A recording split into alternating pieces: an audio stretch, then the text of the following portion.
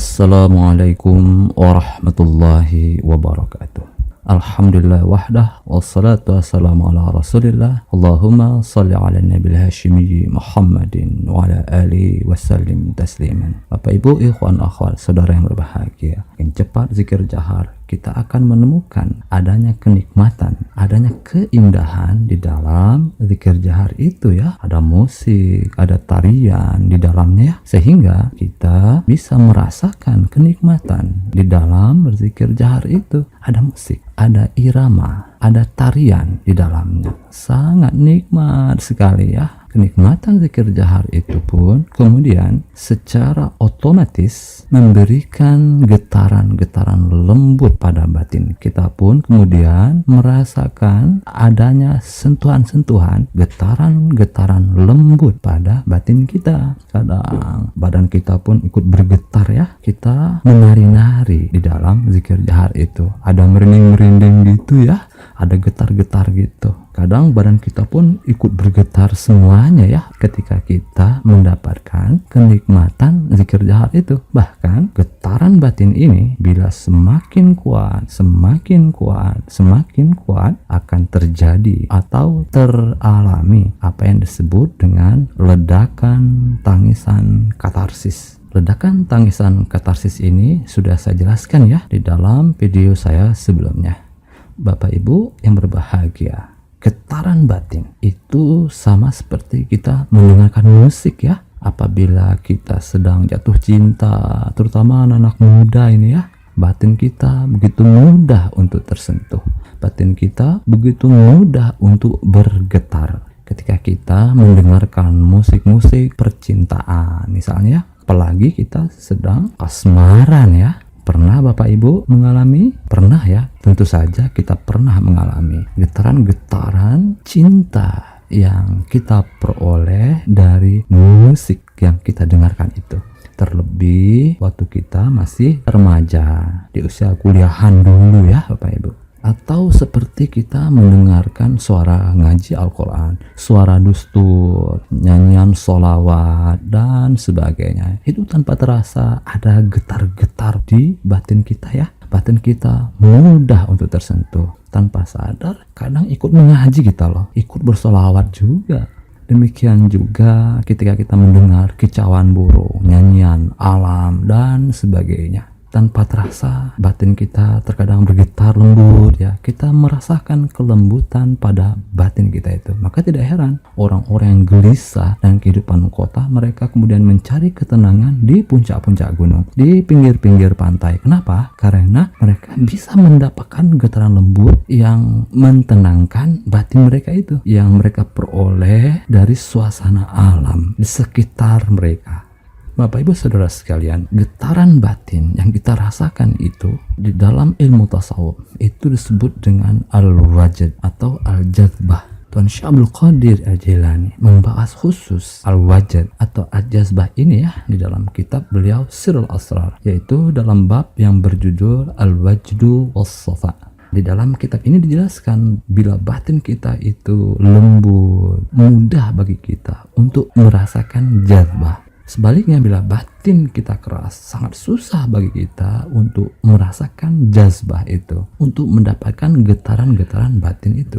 Getaran batin atau al-wajd atau jazbah ini memiliki keistimewaan tersendiri di dalam ilmu tasawuf. Di dalam kitab Sirrul Asrar itu disebutkan beberapa hadis tentang al-wajd atau jazbah ini ya. Di antaranya baginda Nabi SAW bersabda, jazbatun min jazabatil haq tuwazinu amalat thaqalain. Satu getaran dari getaran-getaran batin itu sepadan dengan amalan penduduk langit dan bumi. Dalam hadis lain, baginda Nabi SAW bersabda, man la wajdalah la hayatalah. Siapa yang tidak memiliki getaran batin, tidak ada kehidupan baginya.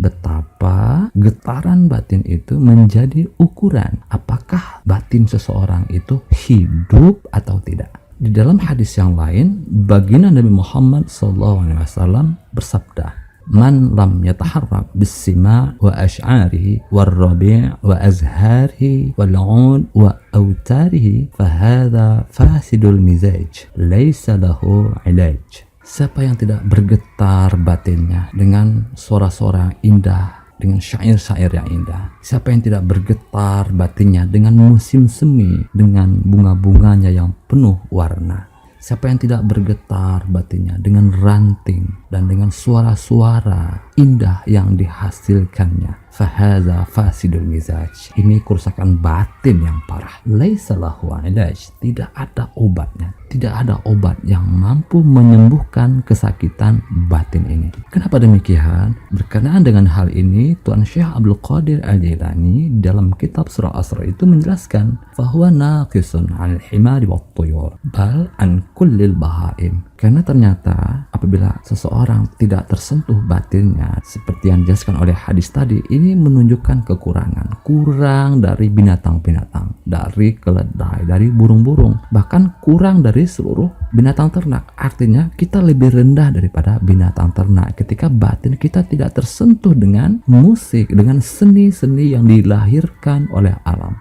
Fa'inna jami'a dzalika yata'athar bin naghamatil ma'sunah, karena seluruh alam semesta, seluruh binatang itu tersentuh batin mereka ketika diperdengarkan nyanyian-nyanyian alam kepada mereka. Walidzalika ka'anatu tuyur tastafu 'ala ra'si Daud listima'i sautih. Karena itu burung-burung berkicau-kicau, berkepak-kepak dengan riang gembira di atas kepala Nabi Daud alaihissalam ketika mendengar nyanyian yang dilantunkan oleh Nabi Daud. Burung-burung saja ikut bertasbih, burung-burung saja ikut bergetar batin mereka ketika diperdengarkan kepada mereka nyanyian-nyanyian indah yang dilantunkan oleh Nabi Daud alaihissalam. Karena itu dengan berani baginda Nabi Muhammad SAW bersabda, man la wajdalah la dinalah. Siapa yang tidak punya wajad, tidak memiliki getaran batin, itu tidak ada agama baginya. Bapak Ibu saudara sekalian yang berbahagia, hanya saja seiring bertambahnya pengalaman dan wawasan, batin kita itu makin keras ya, batin kita itu semakin susah tersentuh. Hal ini disebabkan oleh terlalu aktifnya batin intelektual kita itu ya, karena begitu kuatnya watak analisis intelektual di batin bawah sadar kita.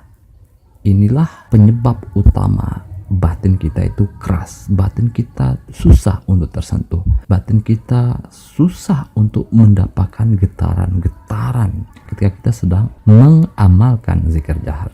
Makanya Bapak Ibu sekalian, kita belajar zikir jahar dalam upaya untuk melunakkan dan melembutkan hati kita yang keras. Dalam zikir jahar itu kita belajar untuk tidak mengaktifkan batin intelektual kita. Kita belajar untuk tidak berpikir, belajar untuk tidak menganalisis, belajar untuk tidak mengundang memori dosa atau memori kesalahan masa lalu apapun. Kenapa batin intelektual kita harus pasif?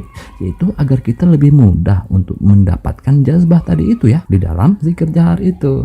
Karena di dalam zikir jahar itu kan ada musik dan tarian, ada seninya. Maka dengan seni zikir jahar itu diharapkan kita lebih mudah untuk mendapatkan al-wajad atau jazbah di batin kita, sebagai tanda bahwa batin intelektual kita itu pasif, tidak aktif. Dengan jazbah itu, batin kita pun menjadi hidup, batin kita menjadi beragama juga karenanya ya, sebagaimana hadis yang telah disebutkan tadi. Dan dengan jazbah itu pun, itu pertanda batin kita semakin sehat. Dengan hidupnya batin, dengan hidupnya hati kita, dengan semakin lembutnya batin kita itu, maka kita akan merefleksikan banyak kebaikan di dalam kehidupan nyata ini. Ada tetangga yang terkena musibah, batin kita mudah untuk tersentuh. Ada kemalangan, batin kita mudah untuk bergetar. Ada anak yang menangis, batin kita mudah untuk tersentuh. Ada pengemis yang datang, batin kita mudah untuk bergetar, sehingga kita pun mudah untuk berbuat baik karenanya. Dengan diperolehnya getaran-getaran batin itu, dengan diperolehnya al-wajad atau jazbah di dalam zikir yang kita amalkan itu, maka itu pertanda semakin sehat batin kita. Bersamaan dengan sehatnya batin, tentu akan lebih mudah bagi kita untuk menikmati, merasakan dan menyadari zikir jahar. Baik Bapak Ibu Saudara sekalian, itu saja yang dapat kita pelajari pada kesempatan kali ini. Semoga ada hikmahnya untuk kita semuanya. Allahumma salli ala nabil hashimi Muhammadin wa ala alihi wa sallim tasliman. Allahumma salli wa sallim wa barik alaihi. Wassalamualaikum warahmatullahi wabarakatuh.